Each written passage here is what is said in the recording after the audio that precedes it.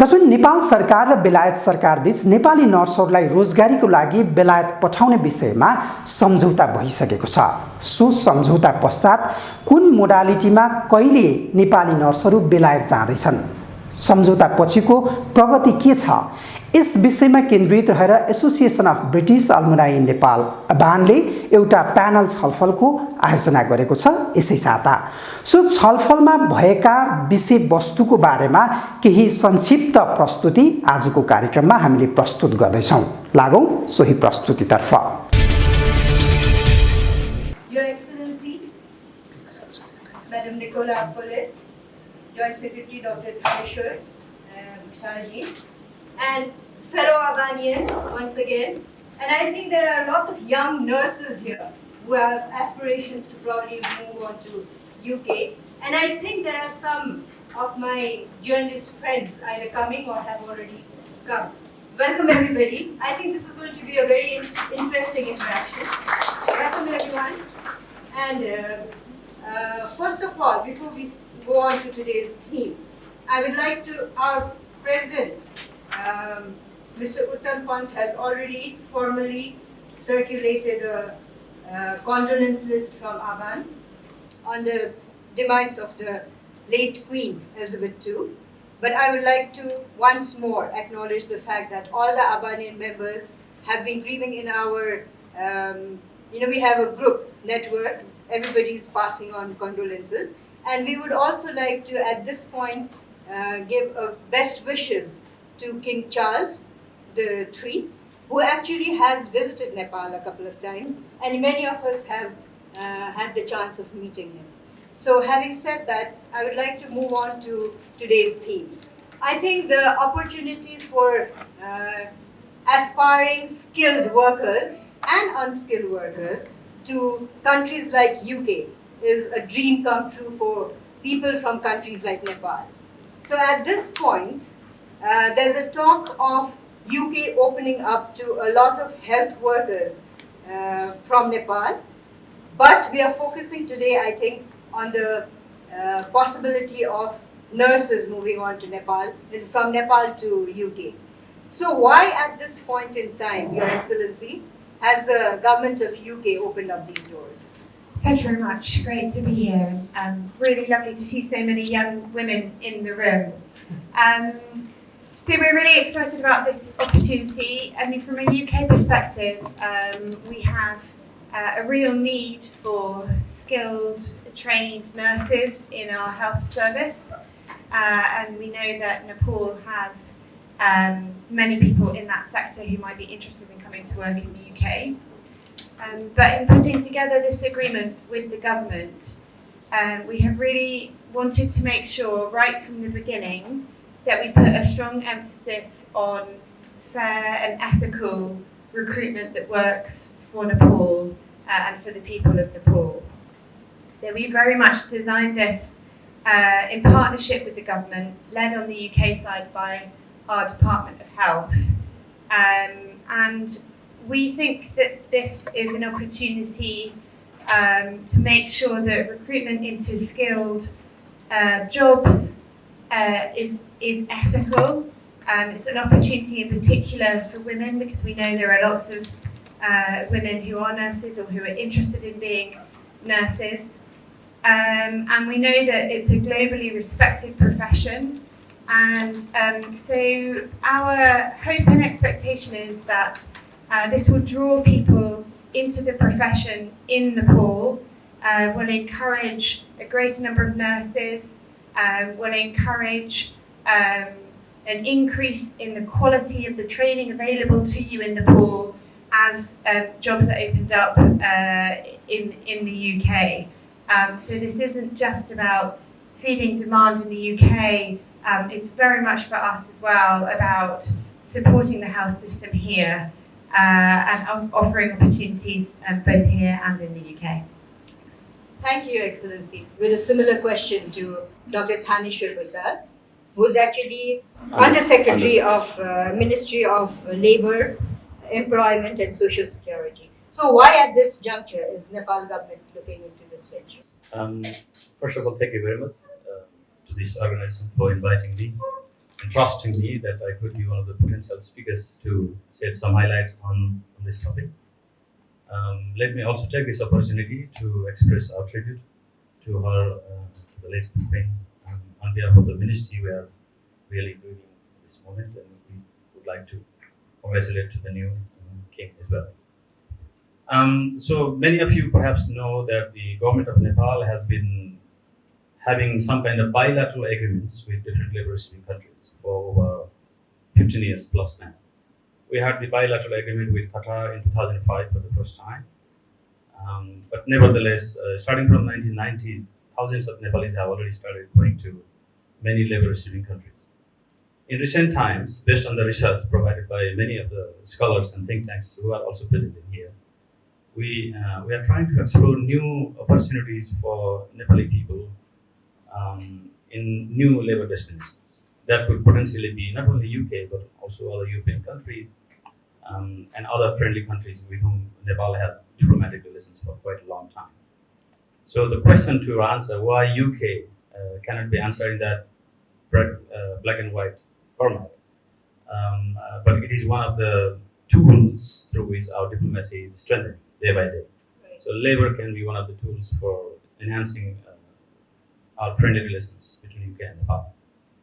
So I think this process, let me just give some additional insights into that because I have to leave at 1:50 to attend another meeting.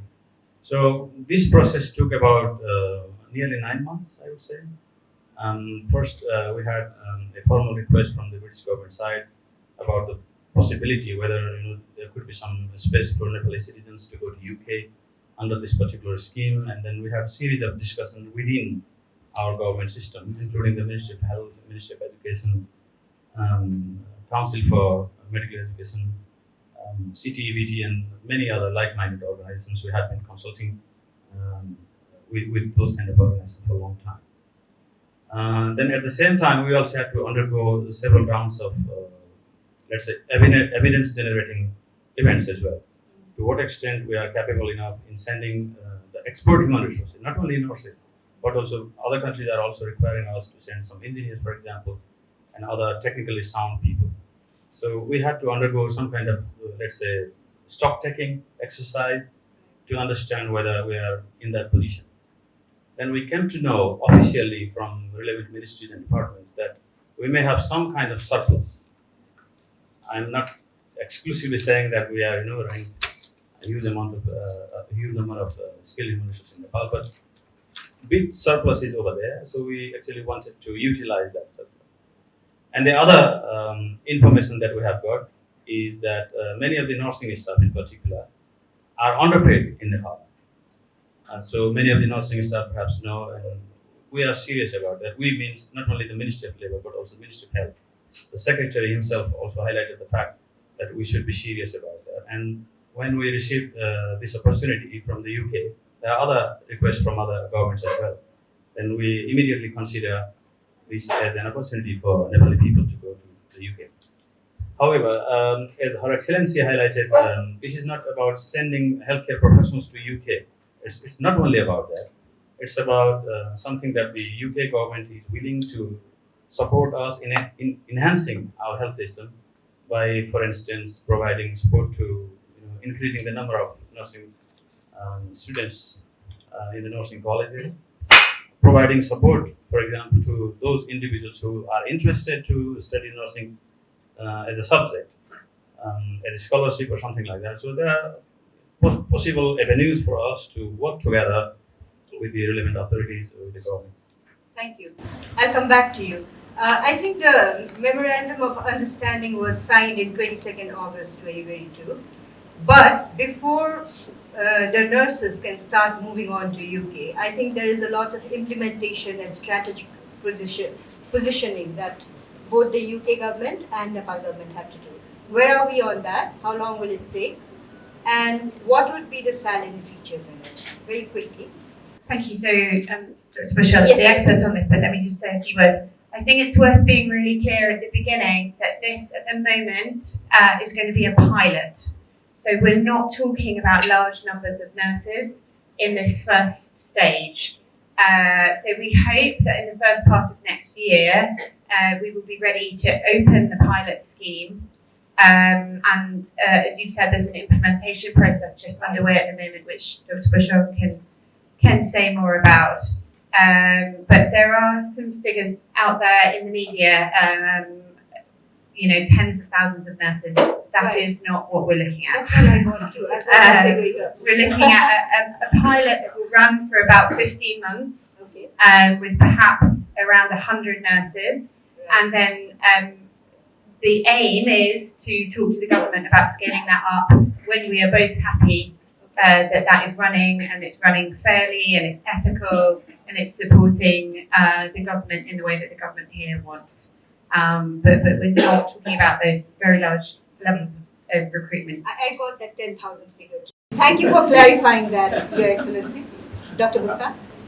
Yes, in terms of numbers, I think the MOU is very clear about it. I think I like to recall what one of the colleagues from British Embassy would continuously say, that the government of Nepal can tap on and tap off whenever we need and whenever we cannot do that. Right. So thank you very much, Your Excellency, for clarifying those numbers and so forth. The salient features that you mentioned, although the implementation protocol is still to be finalized by both sides, Right. we have been doing some exercise in-house and also with our counterparts with the British Embassy. So yes, the minimum language eligibility that we have in discussion at the moment is that they must have to have 7 in IELTS, and 6.5 in writing is accepted. This is what has been discussed, what I can disclose to you now. And there is an equivalent test of OET, that's Occupational English Test. We are accepting B+, with some exception in there as well. So this is the foremost eligibility criteria for all the nursing staff to have. But having said that, this MOU is not only about nursing staff, by the way. It's a very broader one, and it talks about other occupational fields within the health sector. Right. If the government of UK is willing to, have conversation on that. Yes, I read that. So this is the first salient feature I would like to say. Language requirement is the most one. And then comes the age limitation. So we have been consistently saying, because we also have to consider other bilateral agreements as well. For example, with Israel, we have set out the age limit of 45 years, which we would like to stick with this in this MOU as well. So age could be no more than 45 years of age. And we have put forward a proposal to have, let's say, 2 years professional experience in Nepal. So all the nursing staff who would like to apply for this position must have a 2 years professional experience in the hospital setting in Nepal, not in other NGO or campaigning or other things, but specifically working in the health setting, the hospital setting. This is the third salient feature we are in discussion. Nothing has been finalized yet. And the fourth one, which I think is very important, we have to go back to our constitution in order to be able to answer why government of Nepal is sending so many youth to different countries. And the constitution clearly mentions 3 different objectives. This is to acquire either remittance in financial terms, or to acquire or to get technology from advanced countries, or to have some kind of skills from those countries. So these 3 different objectives need to be fulfilled by any bilateral labor agreement or MOU like this. So for this purpose, we are proposing at the moment not to issue a labor permit that goes more than 5 years. So our proposition is at the moment that we are willing to send our people to the UK just for 5 years. But again, there is a kind of room for us to have some discussion on that, because we also need to consider the legislation in the UK as well, whether the UK government is willing to forcefully send back to the healthcare staff to Nepal. So our expectation is that all the nursing staff who go over there must return back to this country after 5 years, because people in Israel who have been sent by the government will return back to this country. And we would like to make some consistent policies across those fields. Thank you for clarifying all that. I know you are pressed with time. I'll just do very 2 short, quick questions, and then we'll open up so that you can also take a few questions before you leave. One thing that has been speculated is that, of course, after the pandemic, in countries like Nepal, people need jobs. And skilled workers going to countries like UK to have a job is excellent for Nepali professionals and also Nepal as a whole country. And the fact that you're stressing on the fact that there's a criteria they have to return after 5 years answer some of the questions I'm going to ask. But doesn't this create a havoc of health experts in the country itself? This question particularly is to you. I recognize your concern. It means that if we, continue to turn the tap on, then perhaps the outflow of healthcare professionals to advanced countries would be higher, and of course we'll be facing the situation of havoc, if you like. So there are 2 or 3 different aspects that we need to highlight. The first thing is, can we control the mobility of individuals from moving to other countries? We cannot do that because the Constitution clearly mentions that the right to mobility is already quoted in the Constitution, so we cannot do that.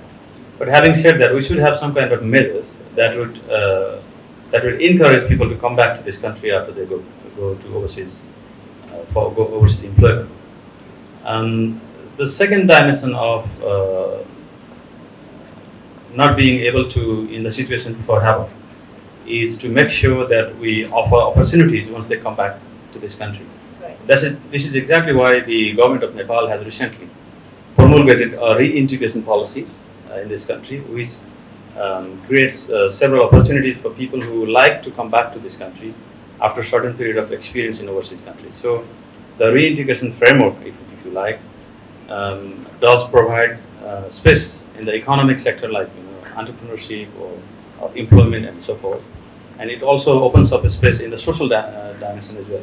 If anyone comes back from any country and he or she feels difficulty in reintegrating himself or herself in the society, then there is a policy now that encourages local and provincial governments to invest some amount of money and energy, policy energy, so that those people can be settled back into this country.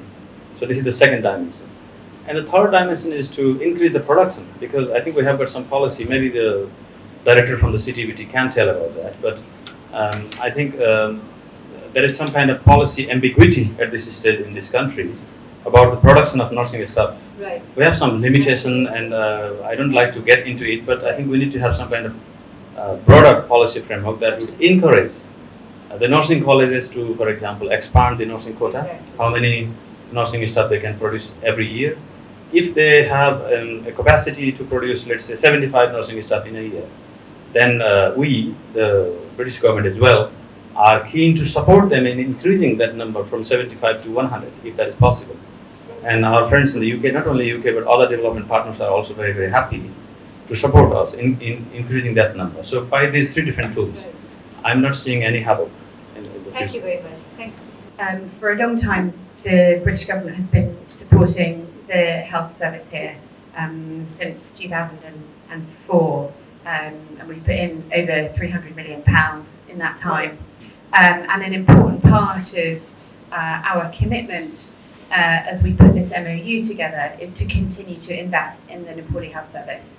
So just as Dr. Bushra was saying, to make sure that there are jobs, to make sure that the health service here continues to develop and can develop in such a way that there are opportunities for nurses when they come back with skills from overseas. The other question, the last question from my side is, just recently, my friend's daughter and her husband, they're psychiatrists, and they moved on to UK, and they're enjoying. They just left, it's been a couple of months, but with them is their newborn baby. But now, because of the pressure they have over there to set up their profession in a new country and excel in the work and also adapt to the new cultures, they're thinking of actually bringing back the child and leaving here for a couple of months. So, which they're doing it with it's their decision, and they're happy about it. Because we have a joint family system here where the support for the child is there. But this is one issue that might come when people move on, especially women, and there are others also. But when I read the MOU and a couple of other question and answers, FAQs that has been posted up, I see that the package actually is very, very lucrative. It's very interesting, and it has a lot of support system once the individual reaches UK, you know. But having said that, there are challenges people face when we go and work in a new country. So just for the audience's sake, if we can just both of you share on what are the challenges you foresee and how both the governments are looking into taking care of that, and then we open up for the students. Your Excellency, please. Thank you very much. So just on the family side, I mean, obviously every individual will make their own choices on this, but from a British government perspective, nurses who are successful on this scheme will have the right to take their immediate dependents and family with them, and they will be resettled in the UK in exactly the same way that any British nurse would have. So access to benefits, education, all of that will be there. I think it's really important for us to try to be as honest and publicly open about some of the challenges as possible. So we know that there are illegal recruitment firms both operating in Nepal and in the UK. There is also criminal activity that looks to abuse individuals who come from abroad who may not know the country very well. And you know, we will put in place support to try to help nurses coming to the UK just to be aware of those risks, and in particular to avoid giving anyone any money for this scheme outside of our two governments. So the NHS will offer, I think, around 3 months of pastoral care for new nurses arriving into the UK.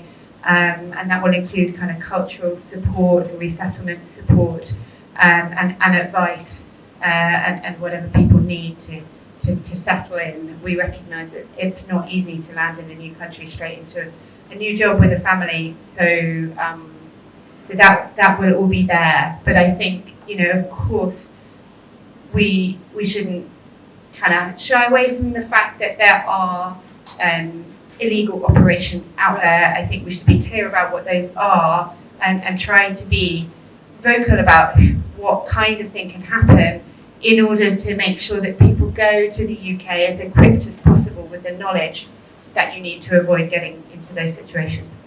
Similar to other countries, we foresee some challenges that Nepali people could face in the UK. So for instance, the MOU clearly outlines that Nepali nursing staff will not be automatically entitled to be nurse in the UK. So they have to undergo certain tests over there. And it has been mentioned that they will be given chances for 3 times to take part in those exams. So what happens if they fail for three times and they have to undergo a test on their own for 4th or 5th or 6th time?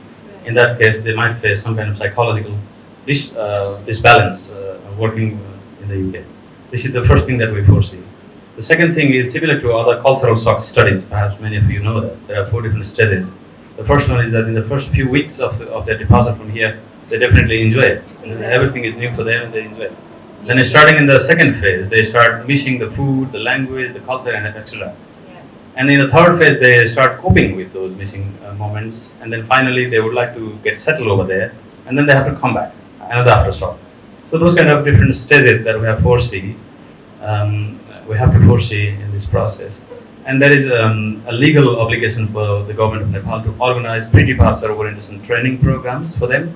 Together with our friends at the embassy, I think we will be organizing the pre-departure orientation training packages for them, in which we will be covering each and every single aspect of what can be the problem in the UK. Thank you, Dr. Musad, right? So we open up the questions and Prashna Uttar ko samay aako cha. Feel free to encourage you to ask in English, of course, but if anybody wants to ask in Nepali, feel free to do that too. It's a wonderful opportunity for nurses, and I would like to congratulate both the UK and the Nepal government for taking this initiative. Like you mentioned right now, the term will be like for 5 years, and Nepalese nurses are certainly excited to grab this opportunity, I believe, which is already viral in lots of social media. So, like, along with the nurses, like when they are placed at one of the NHS hospitals in the UK, there won't be like some social or relationship issue at home. Like, will only the nurse be able to go, or do they have to leave their family back home, like kid or spouse? I was interested to know about it. Thank you. So, yeah, as I said, nurses will have the right to take their immediate family with them, so spouse and dependents, and those people will have the same rights in the UK as British citizens. But in terms of the support available to them there will be a well-planned programme of support for the nurse, which will include induction into the hospital or wherever it is that they're working, as well as peer-to-peer support, cultural orientations, all those kind of things. Nepal is not the first country where nurses are arriving into the NHS, so we have some experience of this, but the exact details will be worked out in due course, and all of the information that we're talking about today is available on the MOLES website, so as this gets developed, there'll be more information that comes through there. Maybe I just would like to make a minor clarification on that. So, the mandate to the Ministry of Labour is not to talk about families or any associated members of the family. So, as Madam Ambassador mentioned, this is the law of the land in the UK that they definitely encourage, or I don't know, they could consider the application with the visa. But our concern is not to send the families. We are just sending some group of people to any country, not only UK, for labour purpose. And there are three objectives that I highlighted before that are quoted in the Constitution. So our concern is not to talk about families, by the way. I was thinking that when we go there and we conceive a child, so they might be entitled to be the citizen of the United Kingdom or not. And what if we have to return back after 5 years, and what are we going to do about the child? I'll answer the citizenship one while others are thinking about what you want to ask. So there are some very specific rules around what entitles you to British citizenship, how long you have to be in the country, all those kind of things. But this is no different really to any other Nepali who might go to the UK and then subsequently meet the criteria for British citizenship. Nepal, the government of Nepal doesn't recognise what we call dual citizenship, so citizenship in two different countries. So you are left with a choice of where you want which country citizenship you'd want to take if the child were eligible. But that doesn't, I don't think that changes where you can go, which country you can be resident in, whether you can, stay as a family with your child. Those choices are all there for you. It's really just a question of which passport you want the child to have. I just wanted to suggest one thing that you have mentioned about the restriction for the sending dependents or specific family members. If the receiving end is okay, then we should be restricted on that. There are so many social problems here back in Nepal. Otherwise, you have to say that only the unmarried person will be eligible. Then there are so many social problems. No, sorry, sir. Perhaps you misunderstood me. I said that the Ministry of Labour's mandate is not to talk about families. Oh. We are not saying that we are restricting families from going to UK. What I tried to say was that our jurisdiction, the Ministry of Labour's jurisdiction, is to talk only about the labourers or the human resource that we are sending to overseas countries. So they are professional people, they are not just labourers. No. Labourers means, I am also a labourer of the government of Nepal. I'm not meaning that, they are under skill or something. What I'm trying to explain is that the matter of family is not our jurisdiction. Who applies or not is not our concern. Our concern is to send those people that are outlined in the MOU only. So this is what I said. I'll just go straight to the question only, because I don't have much time. But when you have time, I'm always available.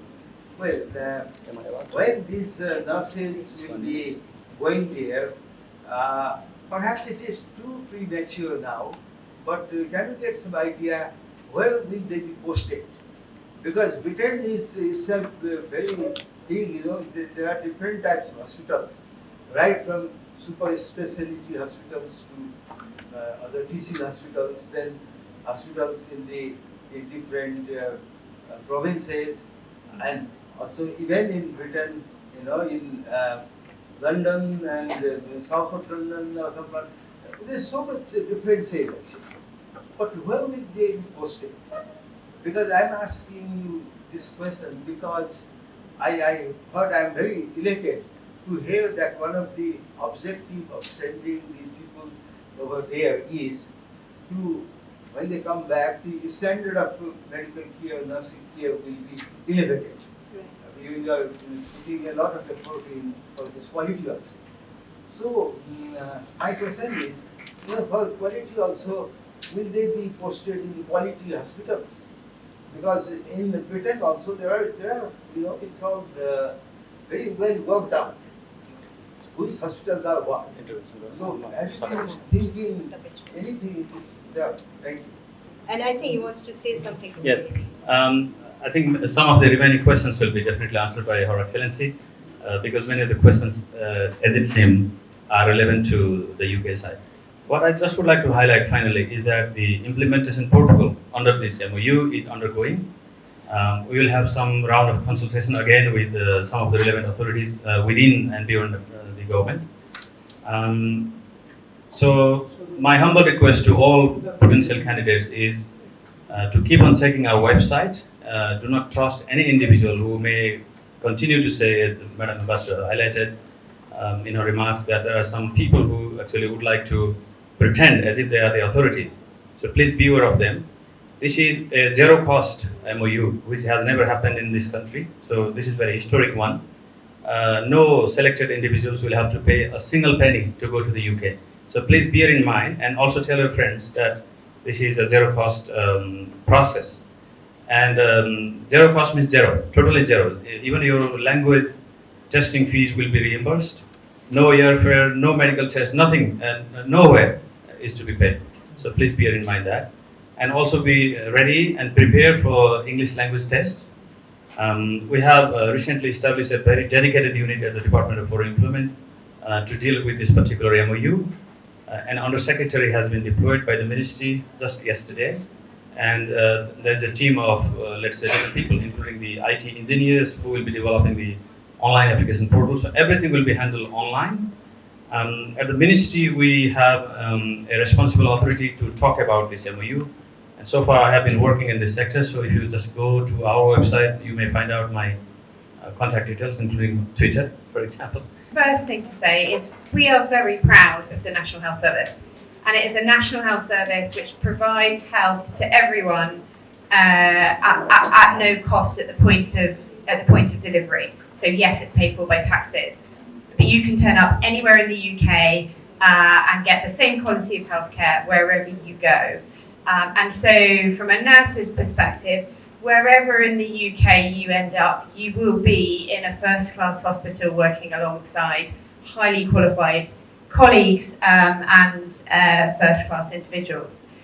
The MOU with the government of Nepal will put nurses into anywhere in the UK where they are needed. So we have a number of NHS trusts, and they will put forward the numbers that they need, and then people will go to where the need is. So we can't tell you at this stage where that will be, but I can tell you that you will be working in an excellent hospital or healthcare institution. I have one question that after working some years in the UK, so we can just, if we want to upgrade our education level, then what are the requirements, or how many years, after how many years we can just upgrade our education level by studying bachelor level in the University of UK? Yeah, so if you come to the UK under this scheme, your visa for the UK will be linked to the job that you do under this scheme. So if you wanted then to transfer into higher education of some sort in the UK, you would need to apply for a different visa to move on to a student visa. So I think you need to kind of look into how to do that when you were there, but you wouldn't automatically be able to kind of leave a job in the NHS and go into being a student, because your visa is linked to the job that you're doing. I went through the MOU and also the FAQs. And I'm pretty sure that there will be no any issue of kind of discrimination. But there are some concern that some of the workers migrated to UK beforehand. They had to pay huge amount of money, and there are some action being taken by the government of UK, and that process is underway. I think we're in the agriculture sector, so there have been some cases filed. And also there were some concern about kind of unequal payment and something like that with the British British Army. So with that context, actually, how you will ensure that there will be no discrimination regarding the benefits and the payments and everything, including enough service benefit? Anyone who tells you that if you pay them money, they can get you on this scheme, or that in order to get on this scheme, you need to pay them money, is not telling you the truth. So just come through the MOLES website and avoid any middlemen. We know that that does happen, so we don't have any kind of scheme or MOU on agriculture, but we do offer visas for people to come and work in that sector. And sometimes when they take up those visas, there's no support mechanism around that. And then when they get to the UK, we know that there is sometimes abuse of that by criminals, essentially. And we have mechanisms and bodies in the UK in order to look into that, which they are doing. On fair and equal pay, so we've been very clear that the people who go to the UK under this scheme will be employed under exactly the same terms and exactly the same pay as British nurses. Just for the record, that is also the case for the British Gurkhas. It's another place where there's some misinformation circulating. British Gurkha soldiers are paid exactly the same as British soldiers. And that would also be the case for nurses operating under this scheme. Just a query, In fact, once the nurses, Nepalese nurses, been there, and if they got failed, it will be more demoralizing to come back in the country, and work. So, like in the US also, they do take doctors and nurses from here, and they conduct all the examinations here in Nepal, and they have to pass through those examinations, and then they will go and work over here. So, can we think of that way? Otherwise, it's difficult already. Yeah, no, I understand that concern, but I think we need to find a balance between, at a clinical level, testing the experience that we need at the level that we need it on site, and all the challenges of people going and then coming back. I mean, I guess it's worth saying that that's partly why this is a pilot, right? We need to get these things right. We need to get the support for those clinical examinations right. I think the Department of Health are the experts on this, but I think our expectation would be that we give people the right support so that they can pass these examinations. That's what we want too. So we're not looking to test people and fail people. We're looking to give them the right support and expertise to make sure that they can pass, which is why we don't want to take too many large numbers in the first phase. We want to pilot this, test this, make sure we've got those kind of things right, including that support, so that people can pass and get into the jobs that we want them to be in as well. I was just wondering whether it would be useful for me to run through the application, or what are likely to be the application criteria. If I was sitting in your shoes, I guess the questions that I would have in my head would be around, how do I do this? What do I need to do to apply? It's not open yet, I would say, and as we talked about, we're still just designing the implementation scheme. But if it's useful, I can just run through again the kind of criteria that we're looking for. I think so, please. Okay, great. So this is all on the Ministry of Labour's website as well, under frequently asked questions. So you can go and check this, and we will update this as the implementation protocol is developed. But as Dr. Bushell talked about, you need to be a Nepali citizen, you need to be between the age of 20 and 45. Then there is a list of academic qualifications that you need to hold here in Nepal around nursing qualifications. And the list of those is on the website. You also need 2 years of experience in a registered hospital in Nepal. So it's not enough to have got your experience somewhere else in the world. This is about supporting also the Nepali health system to make sure that the right experience is coming into Nepal as well. Then there's the English language tests, which we've talked about.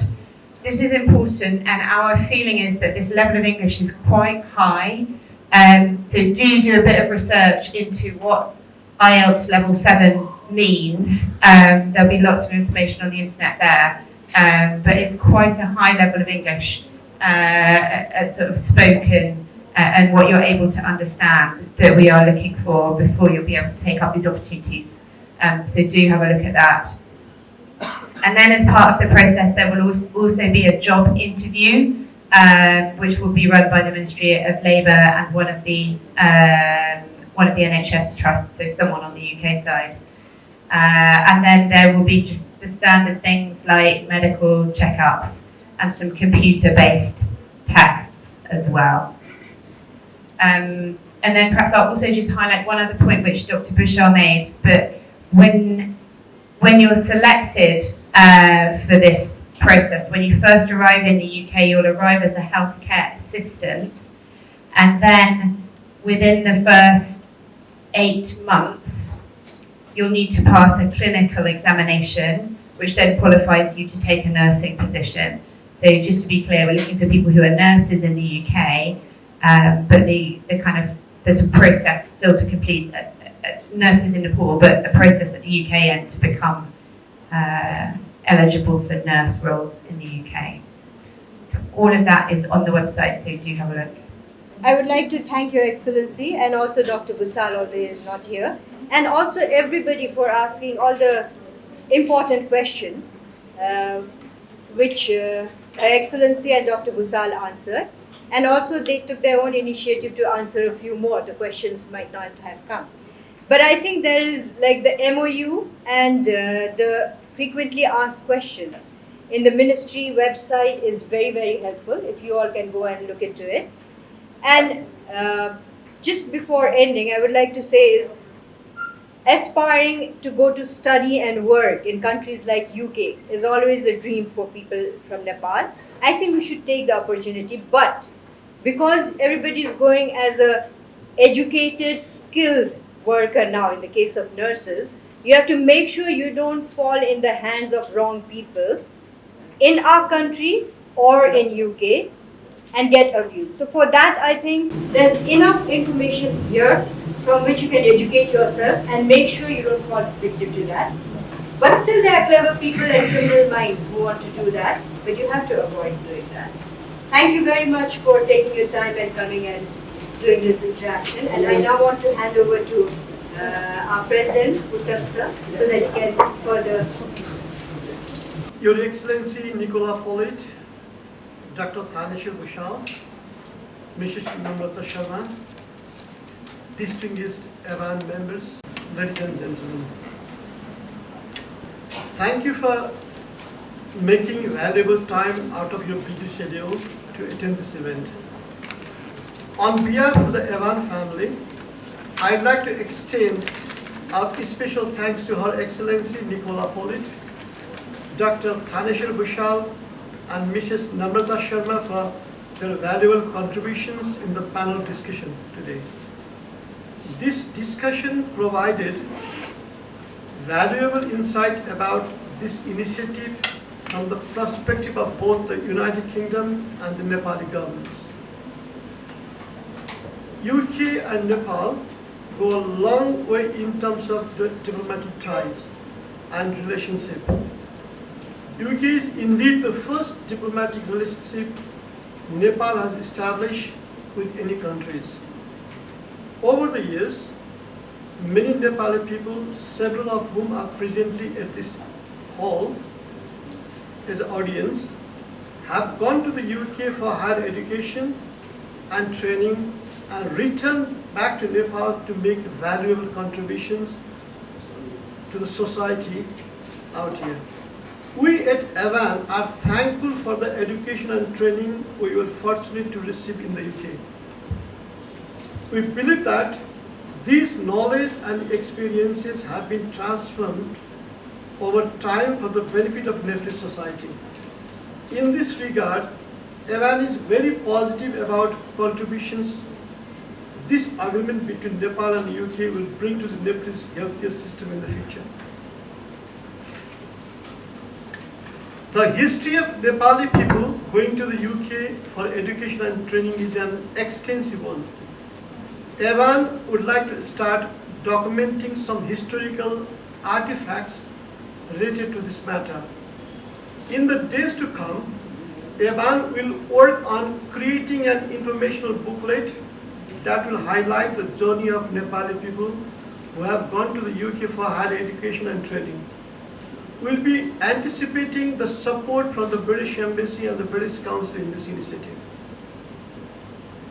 To further streamline this process and make this opportunity accessible to qualified nurses around the country, we believe that it may be helpful for the Ministry of Labour, Employment and Social Security of Nepal to hold some form of an orientation for interested candidates. This will ensure that genuine information will go to the candidates and there will be less confusion around the process.